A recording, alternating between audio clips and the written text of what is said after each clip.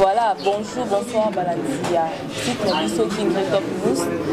Hello, Yambe Bino, Papa Nabiso, Papa Musée Oba, Moko ya Bakami, Nene, Nakati Nzabi Malamu, Bangan Nzabi Malamu, Londres.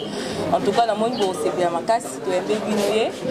Tu remets quand on soit là, concernant comment Atambola qui n'a pas fait Itinabal. En tout cas, ma confusion est à ma casse, Nakati ya ministère, Nakati ya doctrine. En tout cas, ça plaisir makasi kozala na elongo éclairer biso concernant ba makambo mingi o ezoleka na kati église ya Nzambe malamu. Bonjour papa. Bonjour maman. Voilà, nazanga mon côté, tozana maman Denise, on a souvent nakati ya émission na biso. Yépe à ça mon cambi na kati toujours il y a idéologie ya Nzambe malamu toko solo na ye toko eba akotu na pe ba question na ba préoccupation na yo azanango toko évoluer. Voilà papa, bonne santé. Par la grâce de Dieu maman Kolo azali ko pesa biso bon monde. Voilà papa aussi azana Belgique hein, oui, azar représente église azar représenté à na Kinshasa mais papa azar na Belgique. En tout cas ils a grâce min kozala na vraiment les a plaisir makasi pas eli biso archive en tout cas to reçoit na ye mais n'a passé micro et pas maman la biso à Robanda. La question à Zanango et puis on va évoluer. Merci maman au micro. En tout cas mbotemingi papa Omba. Mbotemingi maman Denise. En tout cas émission na biso bien chaîne na biso zali King Top Free. To les kaka na YouTube. Bana photo bana Kinshasa batala kabalanda kabiso. Émission le kanaka. Passer na biso même Achille alekanaki bana poto bomona ki ndenga alekanaki. Mais posa na biso za ba maman Nzambe malamu po bozaki na posa ya koyeba pe lisolo. Bosenga kike boyeba lisolo ya FR. Mais total 5 minutes de que représentant na biso Polo Nzambe apesa ki vision aza apôtre ba. Ye azaka ka mutauti boete abima ki katina Nzambe malamu pembeni ya adina ba. Yango to bisa bino ke ta prometa ki bino na bisa bino ke akoya toko solo la nae toko akosilakisa biso ndenge nini likambo wana akutaki banani ye pa azalaki ndenge nini pe papa kufaki ndenge nini to prometa ki bino boyana. Papa Omba, est-ce que ça vraiment papa oyo tambolaki na adina bala? Nzambe azwa lokumu que son âme repose en paix. Papa Nabiso nakanisi atikaki biso na 97 tango entrée à Fidèle Koti wana ngai nazalaki représentant légal et délégué il y a Fepako Nzambe malamu na Bujumbura. Donc pratiquement na bandaki ko tala Burundi, Rwanda, Tanzanie. Et papa tango ekokaki po ete liwana ye ayebaki yango 3 ans avant tango papa batilaki poison akendeki Kenya pour se faire soigner. De là Nzambe azongisaka ye esika tolobaki ke esili mais Nzambe akendeki kozongisa ye pe alobaka na biso basali nyonso ya Nzambe malamu. Ya cette époque là bayebi papa Mulamba Lungudi ba Muzembundu papa Batukeka ba Mwanza ba pasteur Mwanza ba pasteur Mwanza bazaki ba yembi ba yesi manabiso musée asololaki na biso wana papa Dani bazaki na Goma comme pasteur na pasteur Ngangwele papa lobaki ete ye Nzambe azongisi ye pour 3 ans pour na ko préparer lingomba parce que Nzambe alingi azwa ye na boye ngai nazali mwana ya Nzambe malamu. Mwana ça veut dire pas enfant mais fils d'Aïdi Nabal. Comme Bible ezali koloba Thomas Paul azali kobenga Timothée mon fils légitime.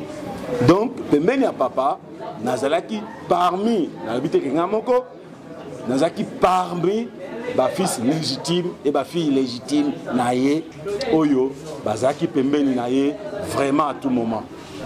En tout cas papa nabiso apporte Gomba kozala pembeni na yo ezesengo mingi pona nini adina bala to bandai koyoka kaka kombo na ye adina bala to bandai koyoka kaka kombo na ye mais yo muto ozalaki na ye lelo tango tovandi pembeni na yo ezango lu ya nzambe mais loko moko nga nazomona adina bala za muto ayebanaki adina bala mais kotala ba œuvre ki adina bala salaki po ete evandi somona ke ba œuvre oyo ya adina bala ezomona na te mpona yo lobindenge. Merci maman pour la motuna wana même ngai sala nga pasi nakanisi bandeko mingi oyo balanda ngai nga na te ya mingi na Swahili ezate natanga te na ingénieur natanga nalinga kote ya mingi na Swahili pona nini pona nde sika na yokaka elengi ya mateya nde sika na yoka penza butamu ndenge papa bandai koloba butamu ça veut dire elengi wana. Normalement papa yaki na réveil ndenge ayaki tango akoti na kati na mboka wazaki na mutu te famille ete nini te nzambe nda tindaka ye awa na 1967 nde papa ye na mboka oyo Kinshasa na ndenge nzambe ya koévoluer na ye ndenge église nzambe malamu eyoka na mokili mobimba na boye lelo doctrine ebombamaki te parce qu'il y avait beaucoup de infiltrés. Oyebi tango liloba na nzambe za kolobama ba infiltré bazanga te ndenge na kati ya mkandu na Job bazali koloba ete tango bana na nzambe bazaki kosangana na nzambe longo kati na bango satana pe azalaki na boye nzambe amonaki satana katikati ya bana na ye atuni satana yo outi wapi. C'est la même chose esika nyonso bana na nzambe ayosangana ezali molimo ya satana eyaka mpona koya kodétruire et pona kolanda milimu oyo aidina akambaki eza lokola les 12 apôtres tango Yesu ye moko akambaki ba apôtres na kati na bango Zebede bazalaki bano mama na bango alukelaki bango bokonzi balobi oyo avanda na droite ou na gauche Yesu alobi oyo bozo senga wana boyebele ko bosenga te. Donc eza bane belé bayana na nzambe malamu bayaka koluka bokonzi pe bayabaki ko se positionner te à droite ou à gauche parce que gauche ba kota na lifelo droite nde ba ko ingila mokonzi na nzambe bana na kati na kokamba ya Yesu bakambaki ba Thomas batu ya tembe bakambaki ba Jean bano balingaka likolo ya tolo et puis ba Yuda bazalaki pe Yuda azalaki katikati ya ba Thomas yenda trahisaki Jésus et nga lelo na lobaka que lelo bato bazali ko bebisa message ya Aïdi Nabala o ba yaki lokola ba Yuda. Donc Yuda azalaki moto Yesu alingaka ye pe apesa ye nyonso apôtre na kati malobate donc oza ko reconnaître ezana ba infiltré ba kotaki oui ba infiltré bazalaki bazaliti lelo ti na ma église nyonso po ngai nalandaki apôtre Mutombo nalandaki na télévision aza ko reconnaître que tango akendeki na nzambe malamu akutaki yo c'est vrai oui akutaki ngai na limité 1 wana yazaki dirigeant chorale na ba papa na biso Soni Kafuta Rockman Mutombo révérend Mutombo yenda zalaki dirigeant na bango ya chorale papa isika to komi yango wana comment na Mutombo et azalaki dirigeant chorale comment na Rockman azalaki kati na bino comment na pe mamola non. Oui, Mamolanga yakisima. Ouais, Mamolanga yakisima. Siko doctrine bino nyoso tu bobini na kati na libumu ya Adina Bala. Siko bobini na Adina Bala. Ndenge ni doctrine échanger mbala moko. Bon, nde loko na utiko loba. Na lobi eza lolenge na mutu ayambaki message. Ezaki na mutu azana molimo moko ebadai ko kamae. Mutu lokola Yuda azaki katikati na bana na Nzambe na kati ya ba apôtre. Mais ye par contre avandaka likolo ya liloba te yango monaki ami bomaki lelo bato ebele baza na suicide évangile donc ce sont les suicidaires na benga ba suicidaires donc ils n'ont rien pris de Jésus mais comme bayebanaka ke bazalaka pembeni ya musée basimbi eloko yango kaka na kosimba mais sans appel, sans vocation, sans même batinda bango, sans mission. Mais bazui kaka eloko yango omoni baosimba bakisi ozomona bazokanisa ke non basimba mai basimba bamouchoir basimba boye na boye pepe sa bango lupemba. Mais Satan azali très rusé nde yango nazoloba lelo ke évangile bango baye ko changer pe nazotelemela yango parce que molimo na nzambe ezali spirituellement okomona yango te bami pepe mabe okomona bango te même Jésus asimbaki mu pepe mabe nani ba démon te ala kisibiso ba démon bango yo. Alors lelo oye komi koleka na kati na église de réveil. Église de réveil écoute nde ko boma même mboko yo Congo. Papa na kati yote Jésus Christ aloba ke miracle yo boso ngala sali bino boko sala koleka. Notre Jésus Christ ezaki na asalaki musala na 3 ans et demi. Na 3 ans et demi ko kai ko sala makamusu te. Peut-être misalo alobaki na biso ke to ko sala koleka ye. Yango nezo sala mate to zo mo. Te Yesu alobaki bokeba. Parce que bokomona batu ko benga moto likolo ko kita. Bokomona ba miracle. Mais ça y a faux. Et le bami na kati ya mukanda. Abi bokomona biloko wana ekosalema ebangi sabino te. Kutu mutu ayeb sabino ke Yesu azali awa. Yesu azakuna na kingasani ko kendete parce que les vrais adorateurs ils vont adorer mon Père en esprit et en vérité. Ça veut dire que les loba adorateurs eza ngomba ya mangenge ngete na danga. Otiki mandefu na robe ya rouge soki ya pembe soki ya ndenge nini wana sont des tralala, sont des escrocs spirituels. Vous voyez? Alors nazongi d'abord pour ma doctrine. Doctrine. Voilà papa. Bandeko balandine biso naebi déjà bo mitu question oyo. Doctrine nini papa edina ba atikela ki biso. Biso bana ya nzambe malamu. Doctrine nini oyo atikela ki biso. Voilà. Musée ayaka na liloba. Maïté mouchoir te, koina te. Donc, ayaki na amour. Pourquoi même église na biso les seront guéris? Ake ko la kisabango na école ba bengani habite comment? Bino et le konga na mona kati ya Bible. O te wana ya bino te. C'est à partir de ça qui s'est révolté et a komaki bandit. Tango Osborne a eko sala campagne na Kampala, papa est allé avec ses disciples aussi. Na maman ya camarade ya moko na ba discipline na yazaki aveugle. Po ba bonde la biso ki a monité to ko betaye bazaki na bambeli. Na boye tango Osborne ateyaki tango abondeli ba malade maman wana amoni. Maman na zaki pembeni ya ntoma idina bala. Tango ye maman na amoni alakisi ye misapi eza kombi maman na lobi. Nde akwei mbala moko ndayoki mongongo aidina pona nini ozali ko salanga mabe na boye nani koko na biso télé Osborne abengaki ba service na e abi bozolanga mutu wana nzambe abengi ye. En tout cas ba maman na biso ya nzambe malamu pozomona ato tozana kati l'église. Église FR oyo visionnaire nango ezali pasteur Omba oyo azalaki interprète ya papa na biso Adina Bala. Interprète te. Te obandaki na wana. Non, nazaki kaka pembeni ya papa comme protocole. Comme protocole, voilà. OK. Sikoyo lelo nzambe pe apesaki ye vision ba nani ba papa na biso mwana papa dingila oyo azaki na bunya ndia azaki interprète wana bomoni toza na kati na église bozo ka mo makelele ambiance ta ka église papa na ngai Omba na yo lobi doctrine na bino ezalaki liloba kasi liloba wana omoni ka ebane ko sala eloko moko te po kotala papa Adina Bala il fallait que atonga ta école atonga ta hôpital kasi etango salemi te po mbongo ezalaki te mais lelo na komona bato bano baruti epa na ye na ba oyo bazosala ya ba huile d'onction ya ba oyo kosala ya ba jus na kosala ba chiffre nde ezosala nini église ezotongama pe église ezokoma liboso mpo na yo wana olobi. Bon Bible elobi ke akosambisa mokili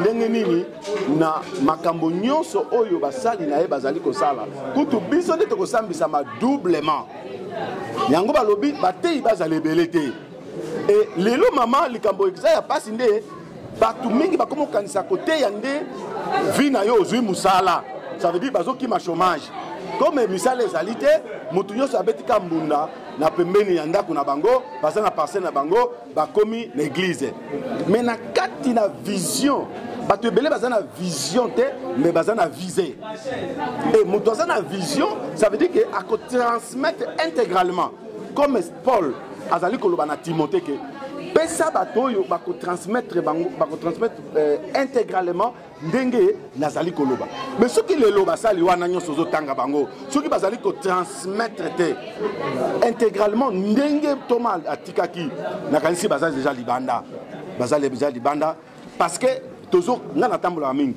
nakendeke Israël nakendeke Canada na yebi biloko tout esika bato bazozwa biloko wana biloko obimisa magolodo par exemple et outi na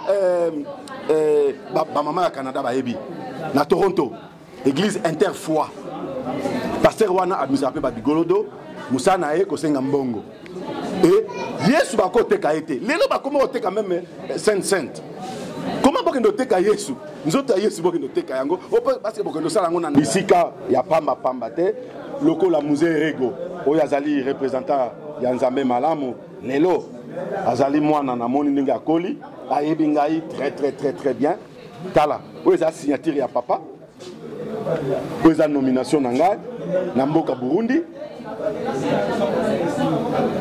voilà oyo ezali mukanda na nga ya CPGL oyo natambolaka nango voilà yango ozata na photo moko te bokangaki na papa po yo vanda kine mingi oyo ezali décret ya Nzambe malamu bon Nzambe malamu na Londres na moni ya Burundi yango yo ba photo ya papa eze belé na koluka ndambo kaka voilà nakanisi papa yeyo na campagne ya Masina ngai yo nazali awa po vanda awa donc il faut approcher à papa oui il faut na ceinture ngai yo nazali awa soki botali même na livre oyo papa boloko abimisaka que son âme repose en paix oyo azaki adjoint ya musée comme représentant légal adjoint ya Ntoma Idi na bala livre wana ya sala ezalaki ete voilà ba photo musu yango oyo campagne ya Bandal nazali wana ngai oyo nazali awa na sima awa voilà ba papa ba mulamba bato ya kala ya bakomona bango voilà oyo mama ototika biso mama Anviko ngayo nazali awa oyo muzaidi na bala oyo musée Boloko Tangaso asatika pe biso aye kofungola l'église na ye babengi meka après liwa ya papa oyo papa Ngoyi ye passé akufi donc oyo ndeko bag oyo ndaza siko na Goma lelo aotambisa Nzambe malamu yeyo azali awa yenda aotambisa Nzambe malamu lelo na Goma yeyo azali awa oyo ngai nazali awa voilà et bien aimé ça veut dire que naza ba photo belé ba preuve belé que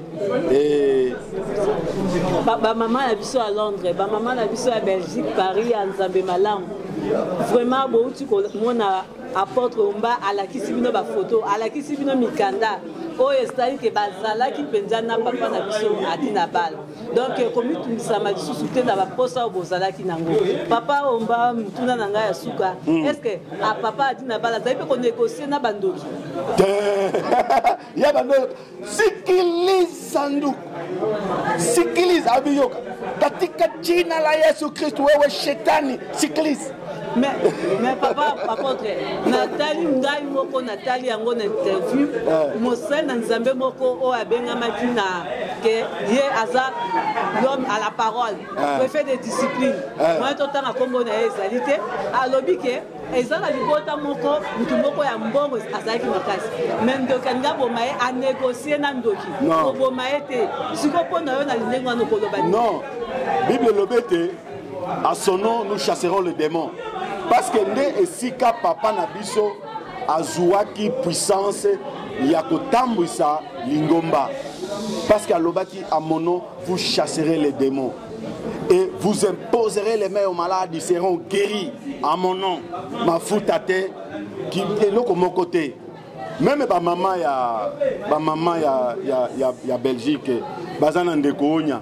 na otambusa bango awa na Kisangani na 1996 nde bazaki na Kisangani bango wana ndeko waso na ndeko bat oyo azana Goma maintenant bazawana na ndeko oyo ndaza représentant na bango ya Kenya maintenant ndeko waso oyo ndeko onya oyo azana Belgique lelo azaki diacre à cette époque là na Kisangani comme ndenge bazolandanga ye moko ako contredire ngaité voilà ça veut dire que biso tozala bana ya kati ya ndako penza donc ngana bando kende et pas ya maman chaque fin de l'année na bando mema moko na moko ya zomi nanga tilelo na mema kango même ndenge musée eregwa koti na okende na moko na zomi nanga na ke kopesa ye magaza mwana me a remplacer ntoma nanga donc azana droit ya kolia moko na zomi nanga na komemela ye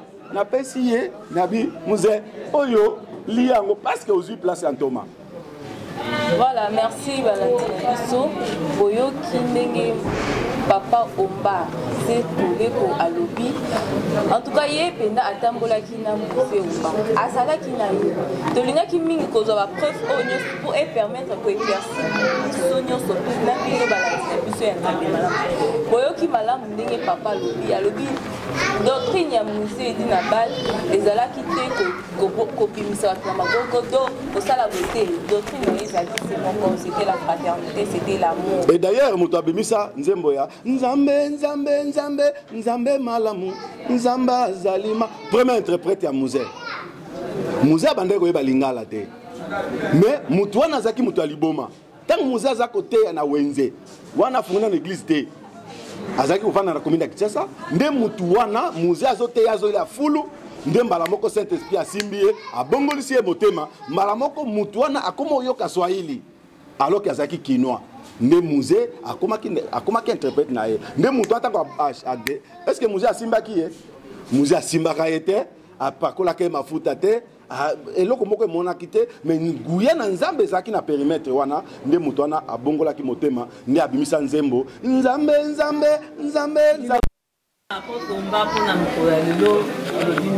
le basuka ezali ete nazosenga basali na nzambe nyonso bazonga eza mpona biso baserviteur de Dieu. Pourquoi? Parce que dans nos églises tous les politiciens sont là mais tozote ya liloba oyo bango bazomona miracle lisusu te tokomo négocier masumu na bango tokomo négocier mbongo na bango tokomo négocier biloko ebeye na bango alors qu'il ne fallait pas to négocier na bango masumu. Ba mama la biso nzambe madame na pesi bino merci pona mkona lelo boye bininga mama Denise tosala kana bino émission lelo na lukela ki bino apôtre Mba pour yebisa bino makambo eza ya source ya nzambe malamu soki boza pe na ba question bo banga te bo tindela ngai tokokutana na ye o eza église na ye numéro na ngai ezali 0983 44 99 0900 83 44 99 wana bokomona mama Denise botindi ba question na bino to sepela ki mingi po bozalaki na posa ya koyoka nzambe apambola bino kola pambola bino. Voilà, merci Valentin Bisso.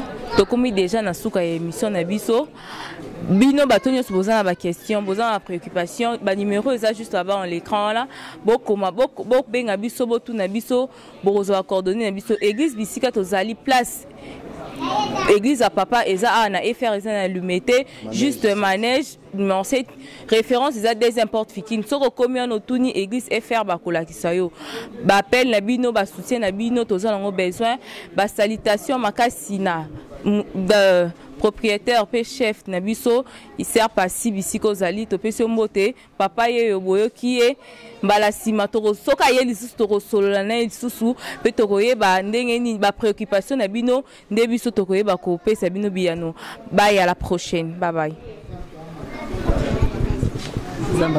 Merci papa.